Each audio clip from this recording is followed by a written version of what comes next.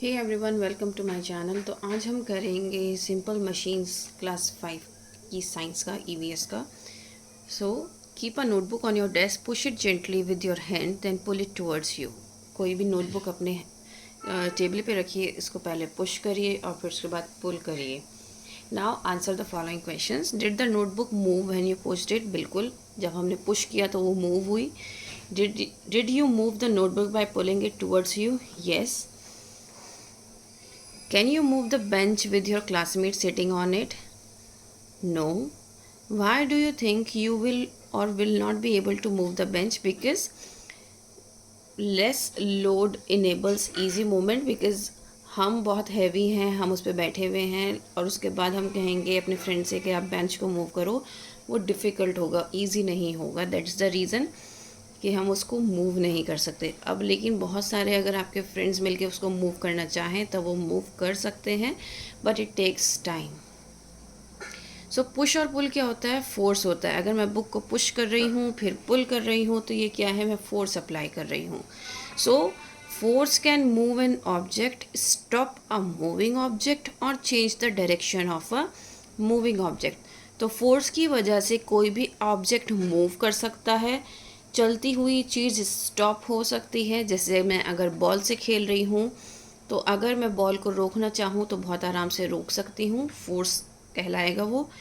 और मैं फोर्स से ही क्या कर सकती हूँ? डायरेक्शन को भी चेंज कर सकती हूँ। तो डायरेक्शन हम कैसे चेंज कर सकते हैं? हम एग्जांपल लेते हैं क्रिकेट का।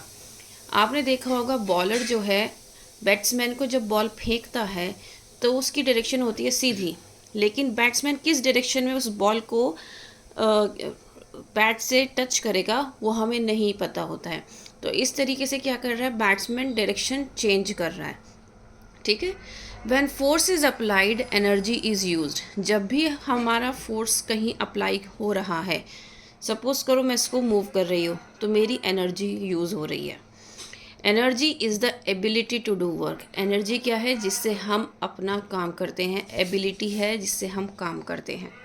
सो फोर्स की वजह से हम किसी भी ऑब्जेक्ट को मूव कर सकते हैं, किसी भी ऑब्जेक्ट को स्लो डाउन कर सकते हैं या स्टॉप कर सकते हैं, और डायरेक्शन को भी हम चेंज कर सकते हैं। ये एग्जाम्पल भी डायरेक्शन में आता है। ठीक है। Next we have when is work done. Work done कब कहलाता है? Work is done when an object moves by applying force. Force लगने के बाद, फोर्स अप्लाई करने के बाद जब कोई ऑब्जेक्ट मूव करता है तो उसको कहते हैं वर्क डन। ठीक है। तो अगर मैं कहूँ ये फुटबॉल पे जो किक मारी गई है तो यहाँ पर वर्क डन हुआ है। क्योंकि ये बॉल लेकर खड़ा है तो वर्क डन नहीं हुआ है। वर्क डन का मतलब है उसको मूव करने के लिए, किसी भी स्टिल ऑब्जेक्ट को मूव करने के लिए जब हम कोई फोर्स अप्लाई करते हैं तो वो वर्क डन कहलाता है। जैसे कि आप भागते हो, दौड़ते हो। ठीक है। So you move and so you do your work. If you stand और sit in the same place you do not do any work. If an object does not move, अगर कोई ऑब्जेक्ट मूव नहीं कर रहा है तो क्या होगा? नो वर्क इज़ डन, कोई भी काम नहीं होगा। ठीक है। तो वर्क डन का मतलब क्या हो गया? वर्क डन का मतलब हो गया जब आप किसी चीज़ को मूव करा पा रहे हो, आप कोई काम कर पा रहे हो, आप चल फिर के काम कर रहे हो, that is work done. Now let's learn about machines. A device use to make work easier is called a machine. ऐसे डिवाइस जिससे काम आसान हो जाता है उसको हम क्या कहते हैं? मशीन कहते हैं। Machines help us to do work with less effort. Machines की हेल्प से हम कोई भी काम बहुत ज़्यादा एफर्ट से बच जाता है करने से, हमें कम मेहनत करनी पड़ती है।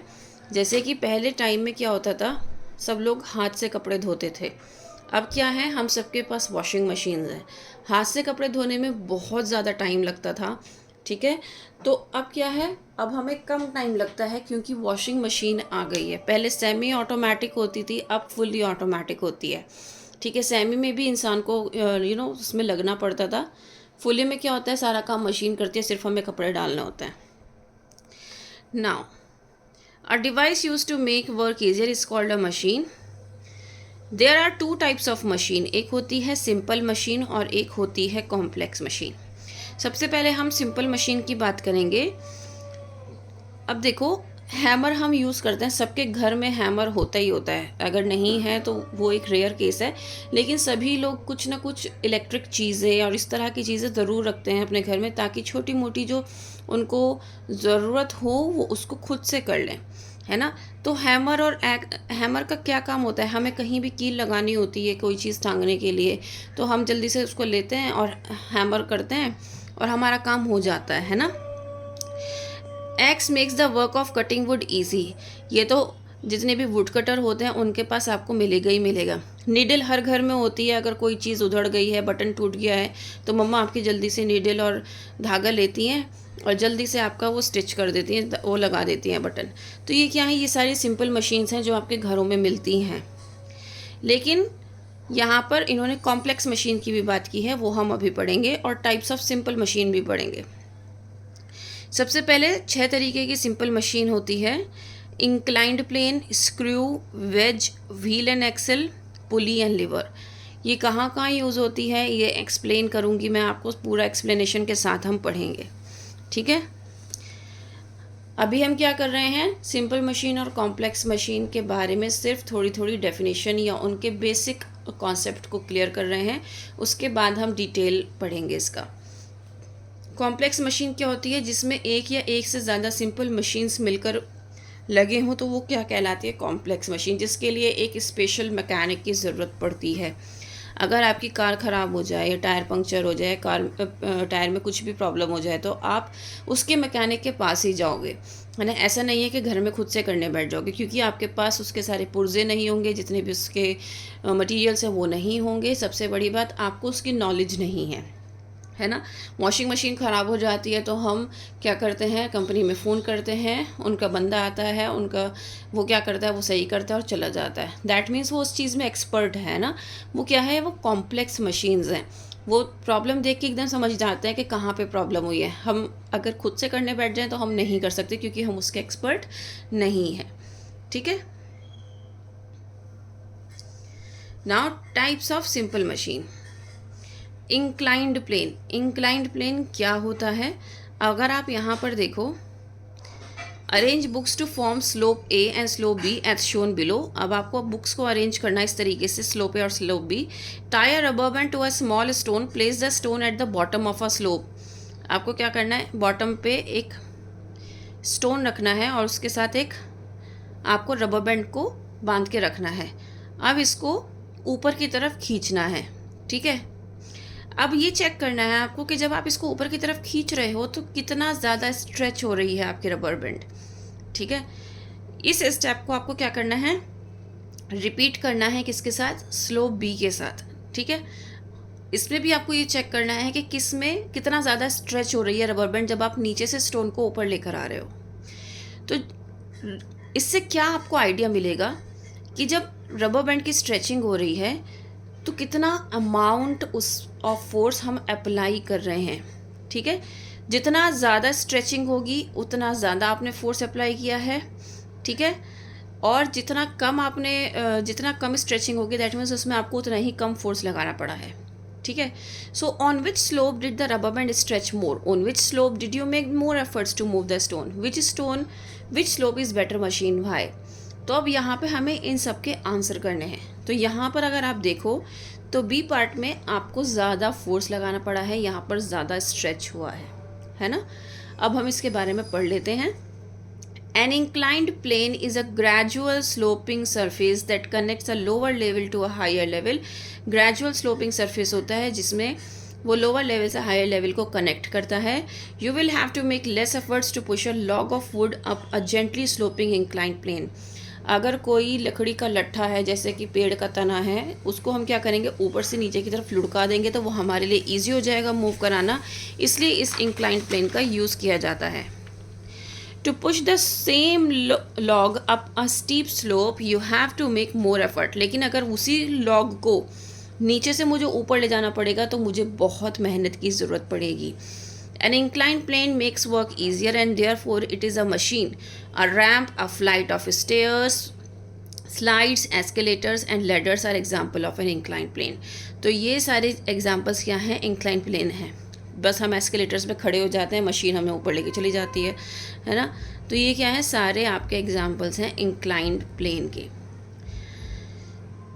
Okay, now a winding road on a hill or a mountain is a gradual slope. It is not a steep slope. The road that climbs the hillside is an inclined plane. The winding road therefore makes traveling through a mountain or a hill less difficult. अगर आप इस picture को देखो तो यहाँ पर आपको दो पिक्चर्स दिखाई दे रहे हैं। एक पिक्चर में तो क्या है, यहाँ पे ये रोड बनी हुई है। ये जो आप ये वाला पार्ट देख रहे हो ना, ये क्या है, रोड्स बनी हुई हैं कि इस तरीके से आप गोल गोल घूम के ऊपर तक जा रहे हो। और यहाँ पर क्या है, यहाँ पर ऐसे करके ये सीढ़ियाँ बनी हुई हैं कि आप डायरेक्ट ऐसे जाओगे। तो इन्होंने पूछा है कि इसमें से कौन सा ग्रेजुअल स्लोप है, कौन सी स्टीप रोड है और कौन सा ट्रैवल करना आसान है। तो यहाँ पर यही बताया गया है कि विंडिंग रोड जो होती है हिल या माउंटेन पे, वो ग्रेजुअल स्लोप होती है, वो स्टीप स्लोप नहीं होती है। और जो road that climbs a hill side, वो क्या कहलाती है, इंक्लाइंड प्लेन कहलाती है। ठीक है, so winding road therefore makes travelling to a mountain और हिल लेस डिफ़िकल्ट। तो जितनी भी विंडिंग रोड होती है वो क्या करती है, वो माउंटेन और हिल के हमारे सफ़र को आसान बनाती है। Now screw and inclined plane, ये हमारे पास स्क्रू होता है। आपने देखा होगा ड्रिलिंग मशीन से जब भी कोई हमें लगवानी होती है, हमें कोई भी सीनरी टांगनी है घर में, तो ड्रिलिंग मशीन लेकर आता है मैकेनिक और उसे इस तरह का स्क्रू लगाता है। और इसके नीचे ना एक प्लास्टिक का भी एक इसका कवर होता है, उसके अंदर ये होता है स्क्रू। तो वो उसको क्या करता है, लगाता है ना। तो ये क्या है, ये भी एक इंक्लाइंड प्लेन है। इसके अंदर बहुत सारे ग्रूव्स होते हैं। ग्रूव्स का मतलब है, ये देखो, ये जो पार्ट्स है ना, ये इस तरीके से बना होता है। तो ये ग्रूव्स का इसका रीज़न क्या होता है, ये उसको पकड़ के रखता है ताकि गिरे ना। आपने देखा होगा जो स्क्रू लगा के जाता है मैकेनिक, वो जल्दी से गिरती नहीं है, right. These grooves are like a winding road on a hill. Every turn of a groove is a tiny inclined plane. तो every turn क्या होगा, ये inclined plane होगा। ठीक है, अब आप विंडिंग रोड अच्छे से समझ गए होंगे। ये वाला विंडिंग रोड है, तो ये भी तो विंडिंग रोड ही है ना, तो वो ईजी होता है हमेशा। Therefore, move the screw through the wood with less efforts and also provide a better grip.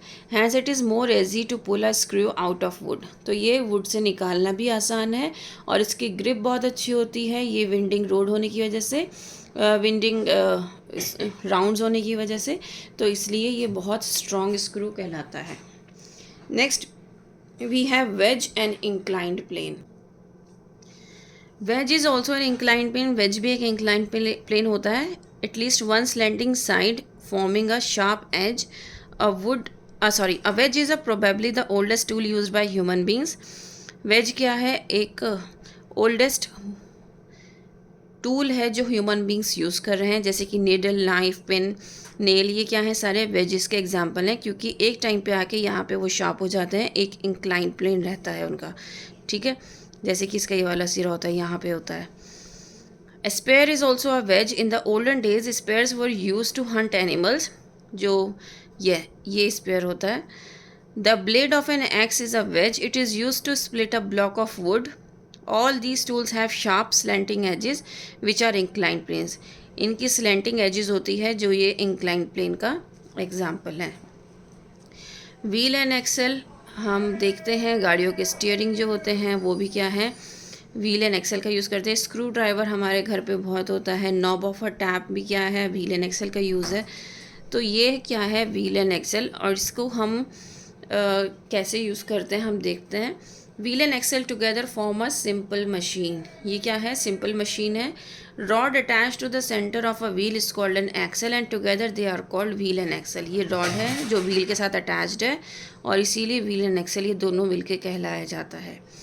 One moves the other, एक ही वजह से दूसरा मूव करता है। एक्सेल के बिना व्हील काम नहीं कर सकता, ना ही वो मशीन कहलाई जाएगी। They move and carry loads with less effort. ये किसी भी लोड को कैरी कर सकते हैं बहुत लेस एफर्ट्स के साथ।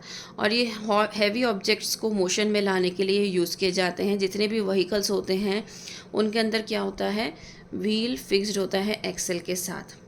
Wheel and axle is a part of a fan, a mixer grinder, washing machine, and the steering of a car of a bus or a bus. Screwdriver and the knob of a tap are also example of wheel and axle. Most complex machines have wheel and axle as one of their parts. तो जितनी भी complex machines आप देखेंगे उसमें wheel axle ज़रूर होता है. मतलब आप ये देख लीजिए, आप घर में यूज़ कर रहे हैं, वॉशिंग मशीन यूज़ कर रहे हैं, मिक्सर ग्राइंडर यूज़ कर रहे हैं, जो वो मूवमेंट हो रहा है, गोल गोल घूम रही है, उसकी मोटर घूम रही है, तो वहाँ पर भी क्या है, व्हील और एक्सेल का यूज़ किया गया है. ठीक है, तो हम ये कह सकते हैं कि ये मशीन्स, जितनी भी हम सिंपल मशीन्स हैं वो हम अपने घर में यूज़ कर रहे हैं. इन कॉम्प्लेक्स मशीन्स को हम यूज़ कर रहे हैं क्योंकि जो कॉम्प्लेक्स मशीन है वो सारी सिंपल मशीन से मिलकर ही बनी है. पुली क्या होता है, ग्रूव व्हील होता है विद अ रोप और a cable around it. This simple machine changes the direction of force used. When the rope is pulled downwards, the load is lifted upwards. Since it is easier to pull the rope downwards, it becomes easier to lift the load. The most common use of a pulley is to fetch water from a well. आपने अगर देखा हो, अब तो well वो वाले system रहे नहीं है, बहुत कम आपको वेल दिखाई देते हैं क्योंकि वेल का सिस्टम जो है वो कम्प्लीटली बंद कर दिया गया है. पहले ज़माने में क्या होता था, आप अगर आपके गांव में या आप कहीं उसको देखें तो इसको ये आप ज़रूर एक्सपीरियंस कीजिएगा. वहाँ पर एक बकेट टंगी हुई होती थी, रोप के साथ बंधी हुई होती थी. रोप को लूज़ किया जाता था तो बकेट नीचे जाती थी और पानी निकालने के लिए फिर उसको खींचा जाता था. तो ये क्या है, पुली यहाँ पर लगी होती थी. अगर आप यहाँ पे देखो, ये व्हील की तरह लगी होती थी, इससे आपको रस्सी ऊपर से लगी होती थी. जब इसको खींचते थे तो व्हील के आसानी से वो मूव हो जाता था. आज के टाइम में आप बहुत सारे ऐसे मशीन्स देखते हो जो बुलडोज़र टाइप होते हैं कि वो ना जो रोड के बीच में डिवाइडर रखे होते हैं उसको हटाने में यूज़ करते हैं, लेकिन उसमें ना ये व्हील पुली वाला सिस्टम नहीं होता है, वो डायरेक्ट मूव करने वाला सिस्टम होता है. तो ये जैसे ये वाला है, क्रेन वाला एग्जांपल, हाँ यही वाला. तो वो क्या करता है, उसमें व्हील तो होता नहीं एग्जैक्टली ऐसा, लेकिन ये मूव करने में इसको आसानी होती है. यहाँ पर एक मशीनरी लगी होती है, वो पीछे हो जाती है. जैसे पहले ये हमें रोप खींचनी पड़ती है तो यहाँ पे वो मशीनरी पीछे होती है, मूव करती है और ये ऊपर उठ जाता है. इस तरीके से डिवाइडर को चेंज किया जा सकता है. ठीक है. When two pulleys are linked with the same cable around them, they help in lifting or lowering heavy loads with very little efforts. तो बहुत कम एफर्ट्स के साथ क्या कर सकते हैं, किसी भी हैवी लोड को हम मूव कर सकते हैं. When you use a spoon, lever के बारे में पढ़ते हैं. The lid of a container, the spoon works like a lever. अगर हम किसी भी कंटेनर को खोल रहे हैं इस तरीके से किसी स्पून से, तो स्पून क्या काम कर रहा है, लीवर का काम कर रहा है. लीवर क्या है, एक बार है जो कि एक फिक्स पॉइंट से मूव करता है, जिसको हम फलक्रम कहते हैं. अब इसके 3 कंपोनेंट्स हैं, फलक्रम, लोड और एफर्ट. ये बहुत इंपॉर्टेंट पार्ट है, ये आपको बहुत अच्छे से समझने की ज़रूरत है. सो फलक्रम क्या होता है, फलक्रम में एक पॉइंट होता है जो कि लीवर को सपोर्ट करता है, जिसको हम बार भी कहते हैं. लोड, पोर्शन ऑफ लीवर जो कि लोड को सहता है. एफर्ट्स, जो हम लीवर पे एफर्ट्स लगा रहे हैं, फोर्स अप्लाई कर रहे हैं. तो 3 टाइप्स ऑफ लीवर हैं, फर्स्ट क्लास, सेकंड क्लास और थर्ड क्लास लीवर. सबसे पहले हम फर्स्ट क्लास लीवर की बात करते हैं. जो फलक्रम होगा वो लोड और एफर्ट के बीच में होगा. ये जो हमने 3 पार्ट पढ़े हैं ये बहुत इंपॉर्टेंट है, मैंने आपको बताया था. फर्स्ट क्लास, सेकंड क्लास और थर्ड क्लास लीवर इसी पे डिपेंड करते हैं. तो फलक्रम कहाँ पर होगा, लोड और एफर्ट के बीच में. तो ये क्या है, फलक्रम है. अगर आप देखो यहाँ पे एफर्ट लग रहा है, यहाँ पर लोड है. ठीक है, तो फलक्रम कहाँ है, बीच में है. ऐसे pair of scissor, pair of pliers और clamp. So when a spoon is used to open the lid of a tin, the spoon works like a first class lever. The lid of the tin is the load, the fulcrum is the rim of the tin. तो जो rim होगी, जो ढक्कन होगा, वो क्या कहलाएगा, वो होगा फलक्रम, जिस पे हम एफर्ट डाल रहे हैं. ठीक है. लिड क्या होगी, लोड होगा, जिस पे लोड होगा, जो कि खुल नहीं रहा है. ठीक है. एंड ये जो स्पून है ये हमारी क्या कहलाएगी, ये हमारी spoon works like a first class lever. ठीक है. Pair of scissor, seesaw and pair of pliers are example of first class lever. अब हम सेकंड क्लास लीवर की बात करते हैं. इसमें जो लोड होता है वो बीच में होता है, एक तरफ एफर्ट होता है, एक तरफ फलक्रम होता है. ठीक है. So example of second class liver is bottle opener. Load is the cap of the bottle. The fulcrum क्या है, जो सपोर्ट होता है वो एक एंड पे होता है ओपनर के, और दूसरे एंड से हम क्या करते हैं, ओपनर को खोल रहे होते हैं, एफर्ट लगा रहे होते हैं, ठीक है। सो जब हैंडल को हम ऊपर की तरफ खींचेंगे तो क्या होगा, वो खुल जाएगा। नट क्रैकर, लेमन स्क्वीज़र, व्हील बैरो, ये सारे क्या हैं, सेकेंड क्लास लीवर्स हैं। नाउ थर्ड क्लास लीवर क्या होता है, एफर्ट बीच में होगा, एक तरफ लोड होगा, एक तरफ फलक्रम होगा, ठीक है। मतलब आप जो फोर्स लगा रहे हो वो बीच में होगा। तो in this lever the effort use to lift the load is always greater. जो एफर्ट है जो लोड को लिफ्ट करेगा वो हमेशा बड़ा होता है। Example of third class lever are a pair of tweezers and tongs, जो हम अपने खाने में यूज़ करते हैं, खाने को लेने में। The load is the object to be picked up and the fulcrum is a support is to part the joints the two arms of the tongue and the effort is made in the middle। तो effort बीच में लग रहा है, उसको हम balance करके पकड़ रहे हैं ताकि वो हमारे टोंग से गिरे ना। So when we press the two arms together they grip the object and we can lift it, ठीक है ना। अब आप घर का चिमटा भी यूज़ कर सकते हो। चिमटा भी तो टोंग ही होता है ना, जिसमें हम क्या करते हैं, रोटी को पकड़ते हैं। तो यहाँ पे क्या हो रहा है, रोटी गिरे ना, तो हम क्या कर रहे हैं, उसको टाइट से पकड़ रहे हैं। तो यहाँ पे ये वाला जो पार्ट है ये क्या है, ये आपका फलक्रम है यहाँ पर, ठीक है। और यहाँ पे क्या लग रहा है, एफर्ट लग रहा है बीच में जो रोटी है, ठीक है, ताकि वो गिरे ना। अब यहाँ पर आपकी सिंपल मशीन का पूरा डिस्क्रिप्शन दिया है, inclined plane, screw, wedge, wheel and axle, pulley और लीवर, और इनके बारे में बताया हुआ है कि ये एग्जैक्टली है क्या, किस तरीके से काम करते हैं, और इनके एग्जांपल्स हैं क्या। तो ये बहुत सिंपल वे में आपको बता रखा है। You should learn this. Now हम बात करते हैं इसका माइंड मैप की। सो यहाँ पर आपने देखा, यहाँ पे देखिए आप, कीवर्ड्स गिवन हैं, ठीक है। कीवर्ड्स बहुत इंपॉर्टेंट होते हैं क्योंकि हमें कई बार डेफिनेशंस नहीं मिलती हैं। तो at the end of the chapter अगर आपके पास गिवन है तो you should learn them. Now simple machine के बारे में हमने क्या पढ़ा, ये एक माइंड मैप गिवन है। हमने screw, wedge, wheel, axle, incline plane, lever, efforts and fulcrum, इन सब के बारे में पढ़ा। फर्स्ट क्लास, थर्ड क्लास और सेकंड क्लास लीवर के बारे में पढ़ा। इनके सबके एग्जाम्पल हमने पढ़े। तो वही सब इन्होंने यहाँ पे माइंड मैप के फॉर्म में आपको गिवन कर रखे हैं। उम्मीद करती हूँ कि ये आपके लिए हेल्पफुल रहेगा। मैंने पूरा चैप्टर बहुत अच्छे से एक्सप्लेन किया है। If you like it, please like, share and subscribe. That's all. Thank you.